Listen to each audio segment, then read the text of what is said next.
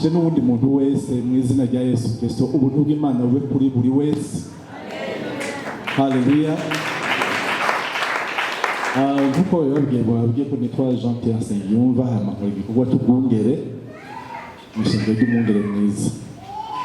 Hanyuma inyuma y'amajambo menshi meza apanze neza amaze gushikirizwa na umwungere Pasteur Desiderata, ibiza koroha cyane ko n'andi majambo menshi yo kongera ko, ariko mpemu yaraza kumfasha. Jewe nkuko ijambo ry'Imana twasangiye mu gitondo yari rifise umutwe uvuga ku bwami bw'Imana, na cyane cyane kuri aspect ya croissance cyangwa gukura ku bwami bw'Imana. Numva ibyo byose nongera kugaruka kuri ijambo rivuga ngo ubwami bw'Imana.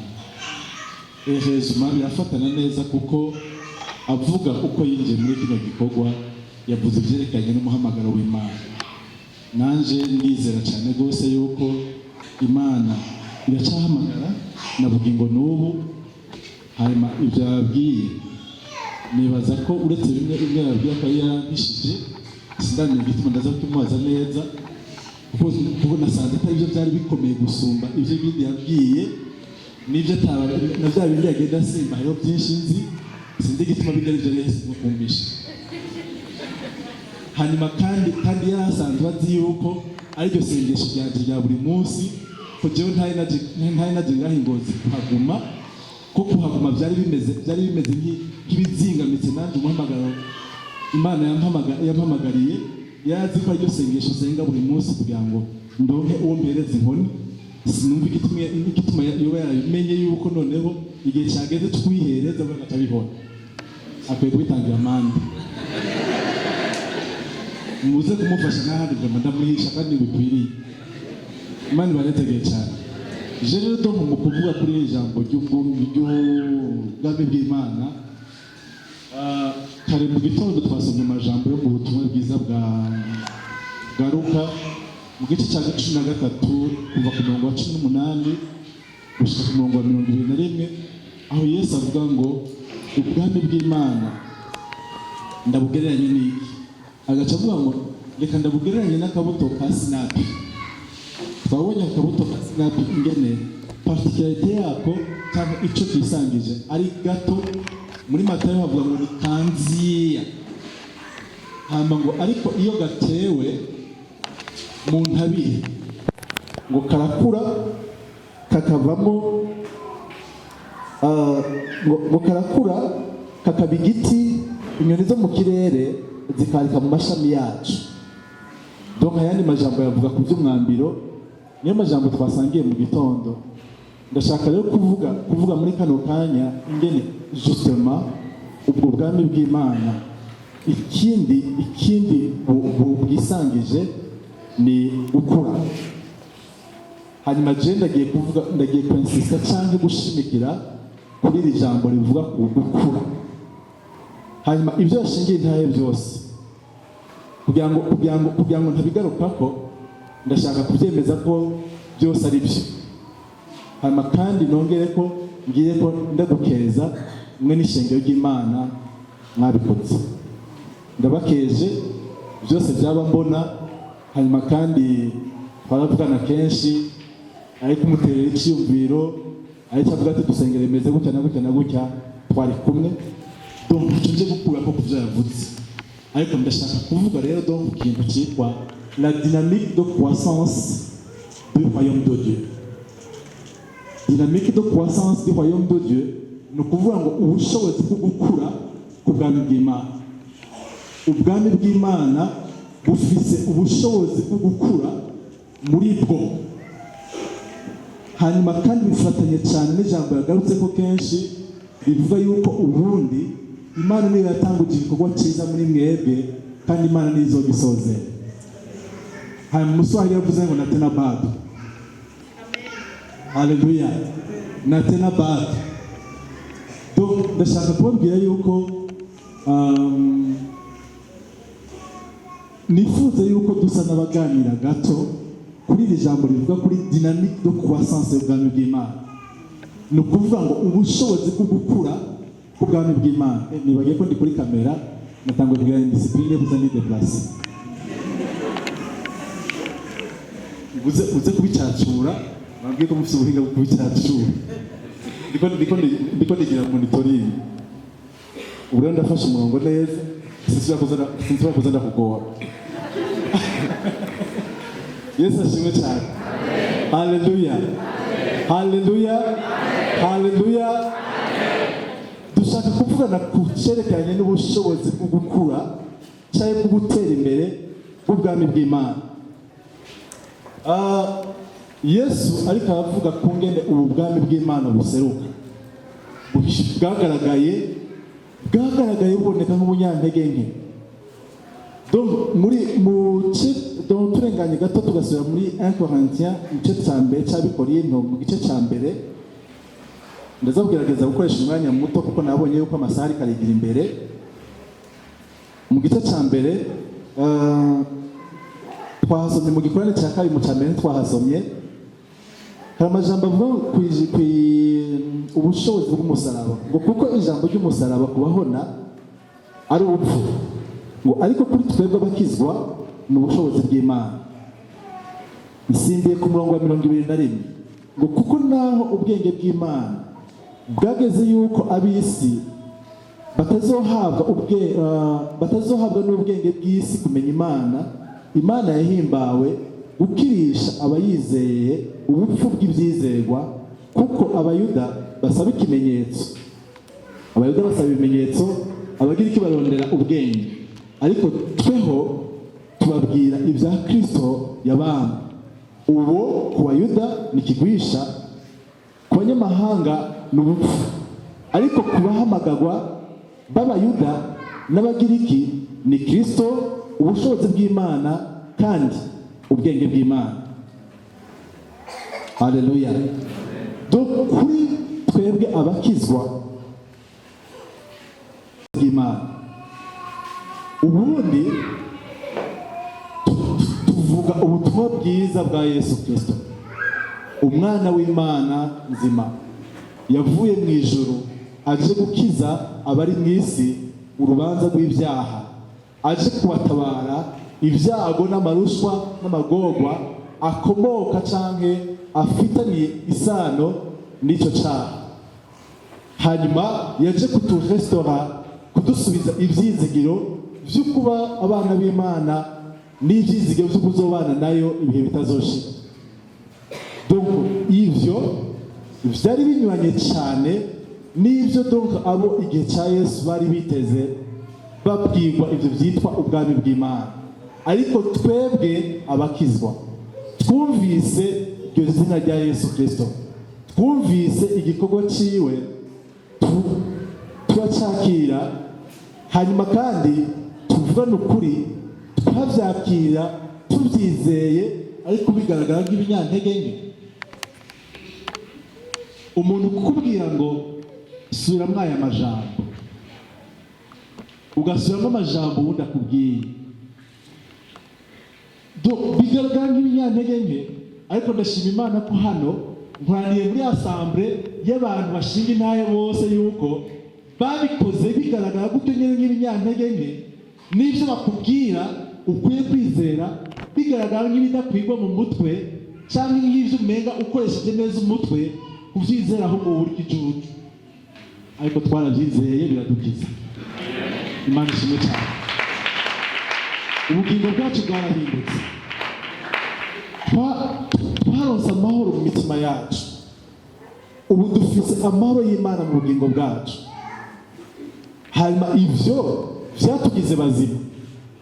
Jewe uno munsi ndi muzima nuko nama ndavyibagira, nama ndabasezerana ko nzobereka ifoto yanje ntarakiza.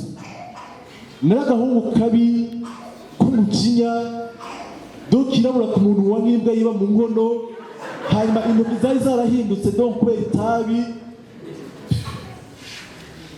k'umujinya katigera gatwenga.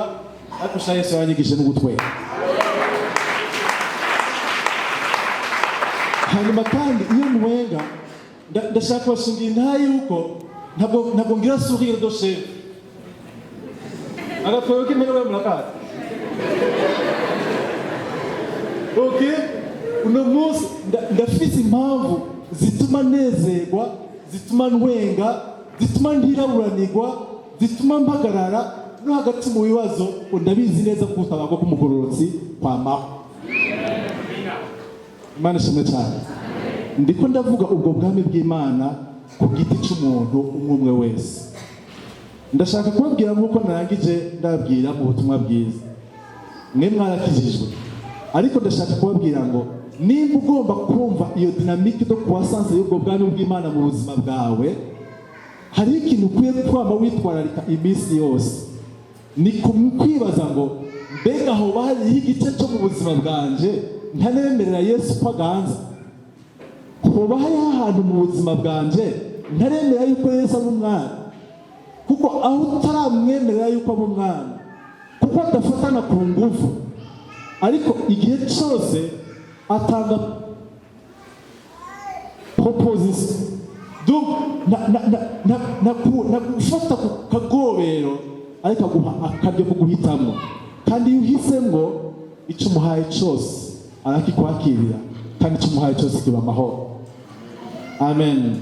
Mu bice bitandukanye by'ubuzima, Yesu ntabwo adukiza ibyaha gusa, ariko akiza n'ibishika byacu, tukongera kugira umunezero n'amahoro. Yesu akiza indwara, Yesu akiza ubumuga, Yesu atabara abantu mu ngorane zitandukanye. Ugasenga utazi inzira bishobora kuzana nabo, hanyuma ariko kandi bikaza to, kuko ari Imana itabura uko bigenza. Aho ni ubwami bw'Imana ku giti cy'umuntu. Hanyuma umukozi w'Imana aherutse gutahuka mu bwami kwa data yitwa Yongico, niwe yavuze ijambo rivuga ngo ce n'est que l'homme transformé qui peut transformer le monde.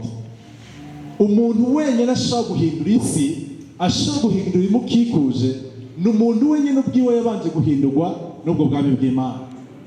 Hanyuma kandi umuntu wese yahinduwe n'ubwo bwami bw'Imana abashobora guhindura abamukikuje, abashobora guhindura isi.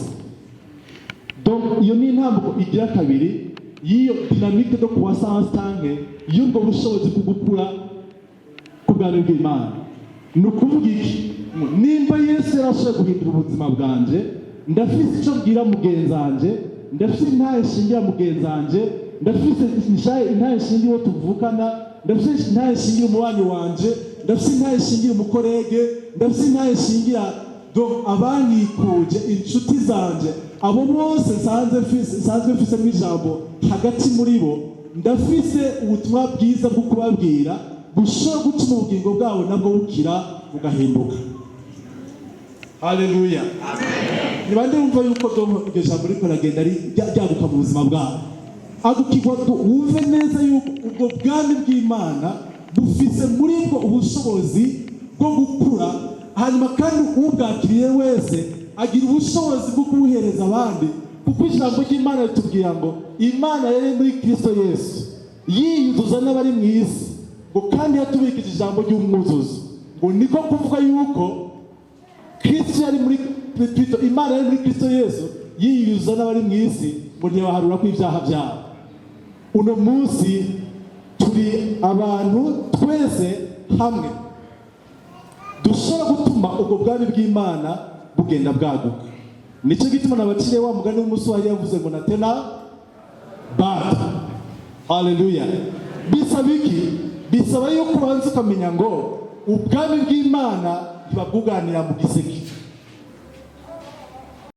Urukundo rw'Imana ntabwo bwaje rutumbereye wewe wenyene. Urukundo rw'Imana Bibiliya itubwira ngo Imana yakunze abari mu isi.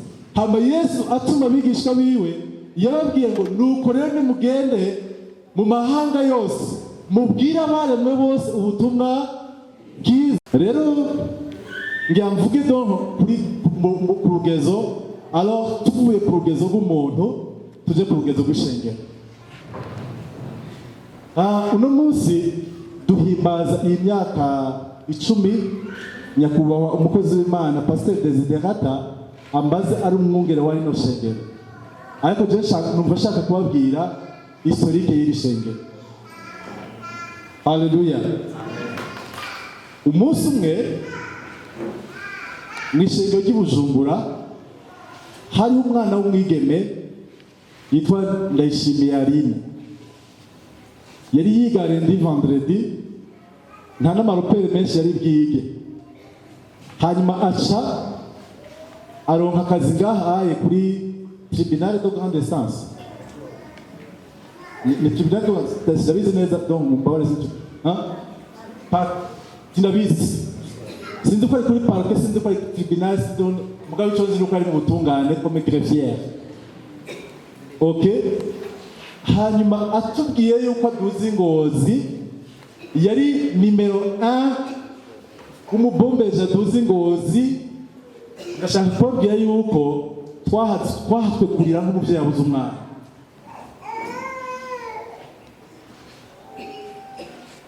Aragiye atanahejeje n'inyigisho z'urufatiro rwo kwizera. Hanyuma rero urumva, parce que kubera cyakeneye ko ndababwira nti umuntu wese yakira ubwo bwami bw'Imana ahinduka umugende ubutembana. Acaraza yashikiye muri Eglise Vivante. Hanyuma rero mu bya bindi by'amafraternité, ko yasanzwe ari muri fraternité, ntiyari bwagere kuronka uburenganzira bwo kumuhesha ko umurongozi, mugabo kuko yikiruye gatoya acashika atangura fraternité. Iyo fraternité yakabujuma nta burenganzira bwo gutangura fraternité afise. Bacambya ngo mwana banzu rindire, banzu gende barindiye muri fraternité hariya.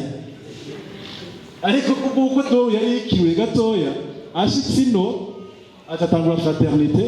Hama inyuma y'amezi nkangahe iyo fraternité do yari imaze kuba ingérable,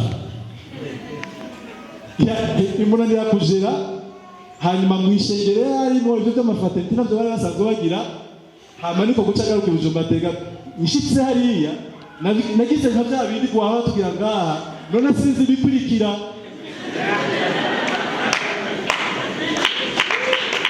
Hanyuma rero kandi icyo gihe hari kwaduga abanyeshuri benshi baje gutangura kuri kaminuza hano. Hanyuma kubera ko fraternité ziri mu buzima birengeye gusumba kuza mu isengero ngaha. Hanyuma do kaza nkavuga ugataha. Hanyuma do abantu babyitabira baba benshi.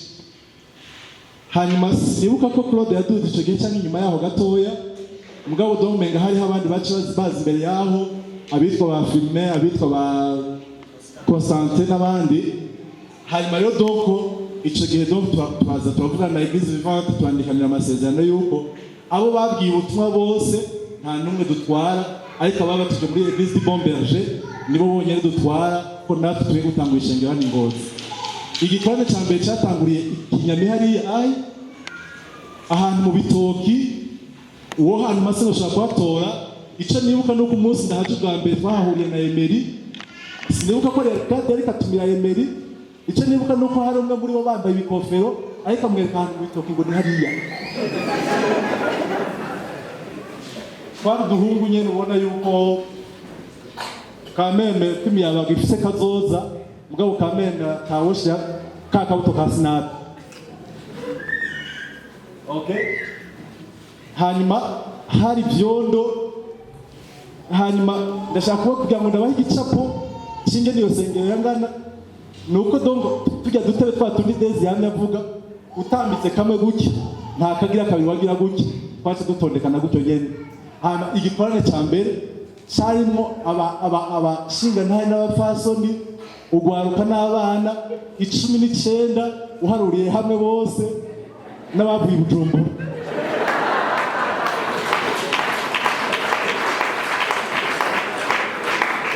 Haleluya, haleluya.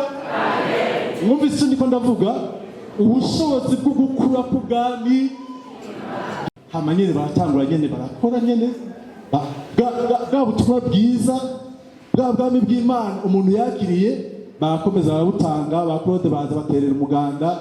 Hama noneho birigira imbere gatoya. Hanyuma mu nyuma niho tumaze kwimukira ngaha aha bita Parusubiye, niho hakirijwe ba Jose. Uwundi muntu nibuka sinzi ko mama Imelda ari hari. Melda yoba hari? Niyaje? Okay. kuriya umunsi yakiraga kiza n'ubu ishusho yiyo ndacyayifite mu maso n'ubu arazi iyo tubonanye iyo tugumbirana hariho akajambo namwe ndamwibutsa iminsi yose ambabarire vraiment sinabose kandi ko kumubona ngo ndamusaba ubwo burenganzira bw'ushingiro ntahe umunsi ndamusengera yakira Yesu Kristo umwami n'umukiza nanashimye Imana mu mutima nkavuga nti Imana uratabaye vraiment uyu muntu naca agenda azoshika amahoro nari nzi yuko ari umuntu afite nk'imyaka 85 tugende mu murabe namukubise kwa maso ngaha igikorwa cya kabiri giheze yari mu bantu bariko barategura ngaha akoropa n'inguvu nyinshi Yesu ni mwiza pe hanyuma kandi Yesu ahageze ibintu birahinduka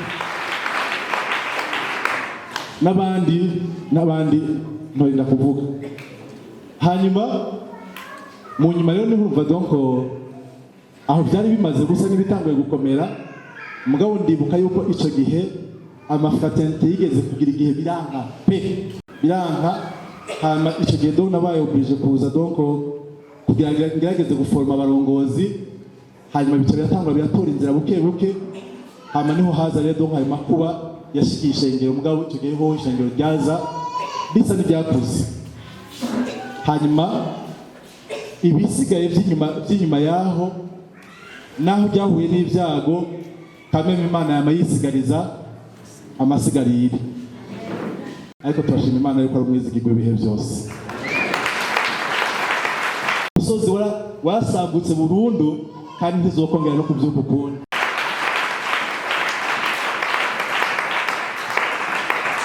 niba washaka kukimenya kuko uri pasteur ndashaka kukubwira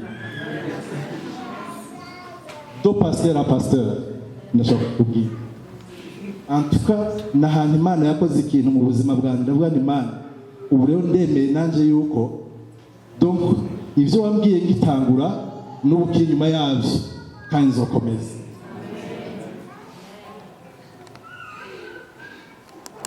niho yambwiye rero donc ntiyambwiye neza ko bigiye kuba ingozi mugabo nagiye kumenya ko ari ivyo umunsi nasanga nkwiye gutekera utwo mfise twose atuga ingozi hanyuma kandi ndashaka kubabwira ikindi kintu naco donc hariho numvise ababivuze bose umenga babivuganye impuhwe nkaho umenga ingozi nahaboneye amagogo ingozi nahagiriye experience ikomeye y'ubwizigirwa bw'Imana naharonse inshuti nyinshi kandi nahongeye n'umugisha utagira ukuntu ungana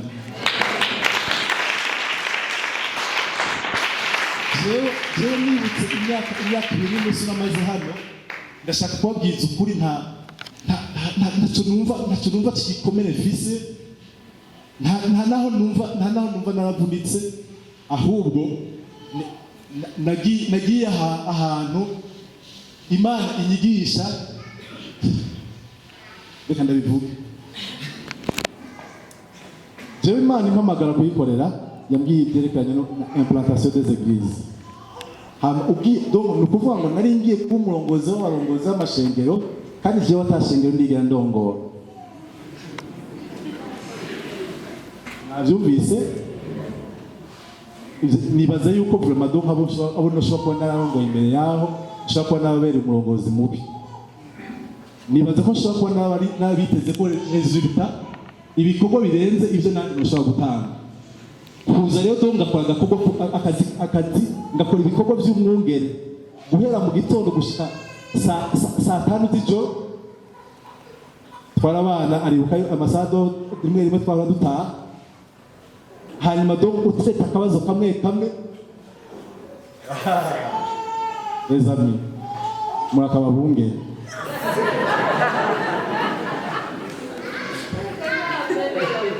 kandi umwe yavuze amen murakababungere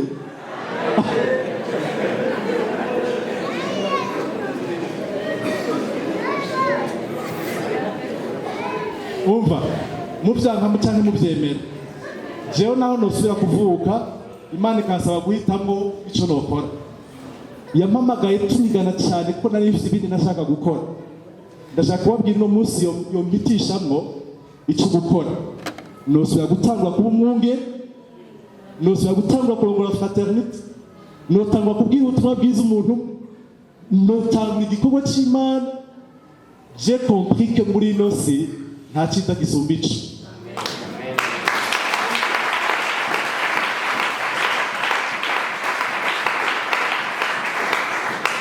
Mugabo reka ndeke kubibahisha. Umuhini wose utera amababi. Ayo kashana itira ku muhini. Umvirize. Umuhini wose utera amababi. Abakene nababwiye ko nadandaje inzoga z'impeke ndazisya kurusya. Ndazi ibavu ryo mu kiganza. Ndazi ibavu ryo kurima. Aha, abanyeshuri hoba hari ibavu ryo kwiga? Muravyemera? Jewe ndashaka kubabwira yuko hari amabavu y'abungere. Bishop, hoba hari amabavu y'abungere?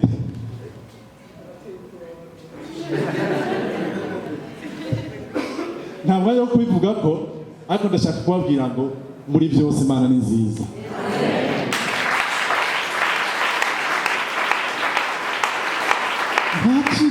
Nta cyiza kingana mu bintu n'amantangarira iminsi yose. Ningene abantu bose bagutumbera bafite ibibazo, hanyuma bakagutumbera utazi, batakubwiye icyo baje kukubwira, hanyuma inama ubwiriye umuntu ikamukiza. Nta kintu cyama kintangaza nk'ingene utazi vrema aho uhera naho uhereza, hama agasengera umuntu, hama mu majambo menshi ukoresha umusengera ukavugamo ijambo rimwe, iryo jambo rimwe rigakiza ubugingo bwiwe. Icyo ni kimenyamenya yuko Imana ibana n'abungere. Nicyo gituma naho hariho amabavu. Oh, Imana ni nziza. Ndabwira donc la dynamique de croissance y'ubwami bw'Imana. Donc dynamique de croissance, donc ubushobozi bwo gukura ku bwami bw'Imana buvuga ngo donc ku rugezo rwose habaho ikintu cyo kwigwiza. Nicyo gituma fraternité ibwirizwa kuvamo section. Imana ishimwe cyane. Nimba donc umwe ahinduka umugende w'ubwami bw'Imana ku giti ciwe, na fraternité byari indi fraternité, section byari indi section, sous-district byari indi sous-district, district byari indi district, ishengero byari amashengero. Kimwe cyose donc Imana yatanze ubushobozi buvuga ngo kimwe cyose nikirondoke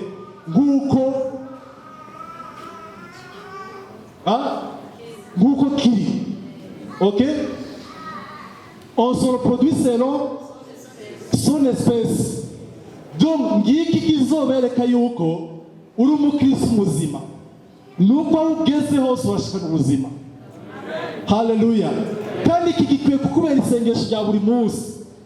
Sengera aho muhura, sengera aho mubana, sengera inzira yaho mukorana, kuko wowe ntabwo umukozi wo kuja guca umukate gusa, ahubwo umwambasaderi w'ubwami bw'Imana.